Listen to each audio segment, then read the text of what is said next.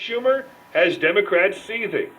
Nancy Pelosi called Chuck Schumer one day and said, "I've got a plan to help us win in 2020 and help us retain control of Congress and take the Senate." "Great, Nancy, but how?" asked Chuck. "We'll get some cheesy clothes and shoes like most middle-class Americans wear, then stop at the pound and pick up a Labrador Retriever. Then we'll go to a nice old country bar in Montana and show them how much admiration and respect we have for the hardworking people living there." So they did, and found just the place they were looking for in Bozeman, Montana. With the dog in tow, they walked inside and stepped up to the bar. The bartender took a step back and said, "Hey, aren't you Chuck Schumer and Nancy Pelosi?"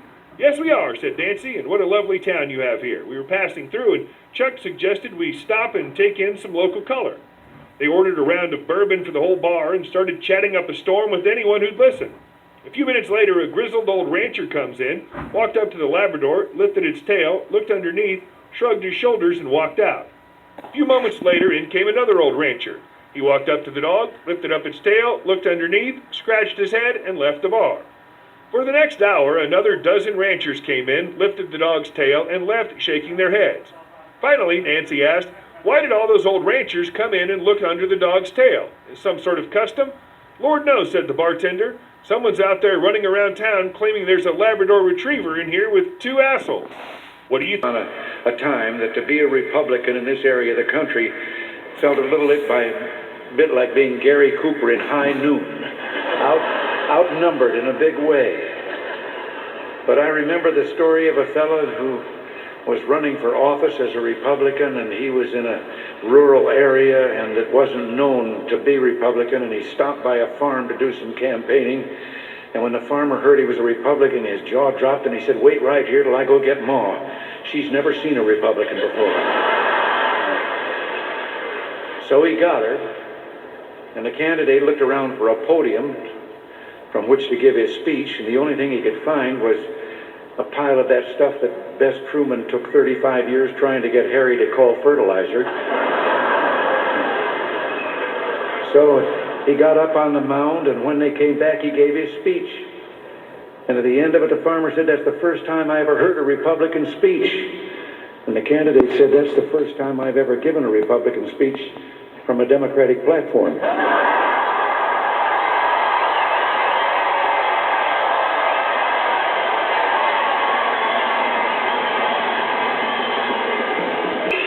But in view of the vast things that I just said, I don't know whether you know it or not, but I have a new hobby. I am collecting stories that I can actually prove are told among the Russian people. They make them up themselves, they tell them between themselves, reveals they got a great sense of humor, and they've also got a little cynical attitude about things in their country. And one of these stories, the one I'm going to tell you, I told to General Secretary Gorbachev, and he laughed. The story was an American and a Russian arguing about their two countries, and the American said, "Look, in my country I can walk into the Oval Office, I can pound the president's desk and say, 'Mr. President, I don't like the way you're running our country.'" And the Russian said, "I can do that." The American said, "You can?" He says, "Yes. I can go into the Kremlin, to the General Secretary's office, pound his desk and say, 'Mr. General Secretary, I don't like the way President Reagan's running his country.'" Speaker, Mr. President, distinguished members of the Congress, honored guests, and fellow citizens. Today marks my first State of the Union address to you, a constitutional duty as old as our republic itself. President Washington began this tradition in 1790 after reminding the nation that the destiny of self-government and the preservation of the sacred fire of liberty is finally staked on the experiment entrusted to the hands of the American people. For our friends in the press who place a high premium on accuracy, let me say, I did not actually hear George Washington say that.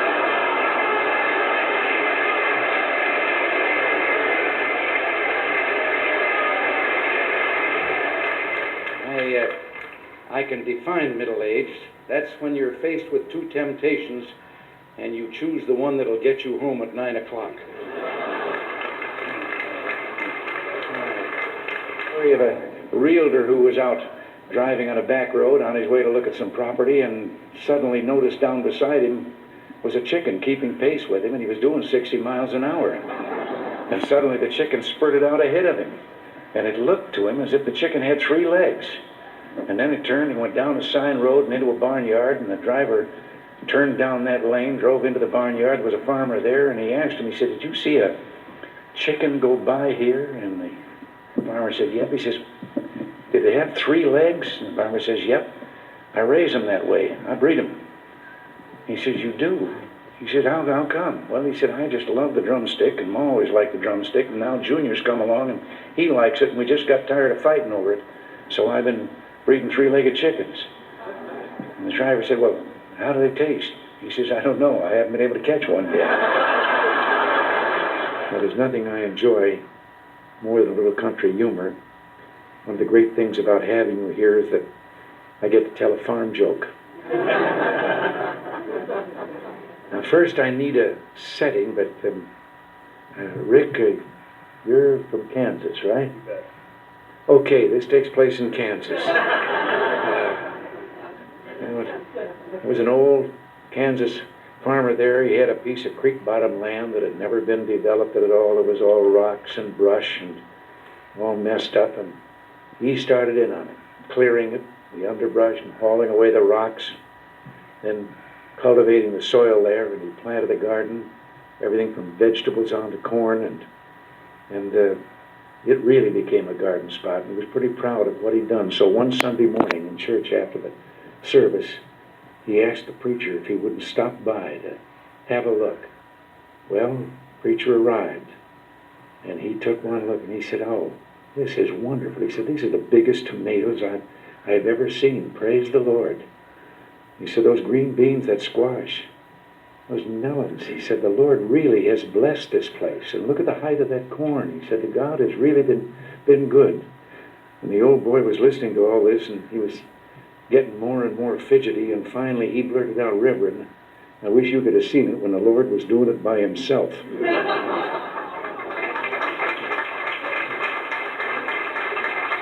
And as he was falling, grabbed a limb sticking out the side of the cliff, and looked down 300 feet to the canyon floor below, and then looked up and said, "Lord, if there's anyone up there, give me faith.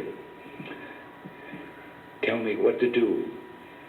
And a voice from the heavens said, "If you have faith, let go." He looked down at the canyon floor and then took another look up and says, "Is there anyone else up there?" I've always thought of the importance of communication and how much a part it plays in what you and I, what all of us are trying to do. And one day, a former place kicker with the Los Angeles Rams, who later became a sports announcer, Danny Villanueva, told me about communications. He said he'd been having dinner over at the home of a young ball player with the Dodgers. The young wife was bustling about getting the dinner ready. They were talking sports, and the baby started to cry. And over her shoulder, his busy wife said to the ball player, "Change the baby." And he was a young fella, and he was embarrassed in front of Danny, and he said, "What do you mean, change the baby? I'm a ball player. That's not my line of work." And she turned around, put her hands on her hips, and she communicated. She said, "Look, Buster, you lay the diaper out like a diamond. You put second base on home plate. You put the baby's bottom on the pitcher's mound. You hook up first and third, slide home underneath, and if it starts to rain, the game ain't called. You start all over." There aren't any words. I hope you enjoyed some presidential humor, or some presidential humor and other humor. I think what we're all going through, we need a lot of humor. So, I hope I put a smile on your face. I hope I brightened up your day. Take care. Thanks for watching. Thanks for listening, and I'll see you soon. I'll see you soon. Okay. Bye.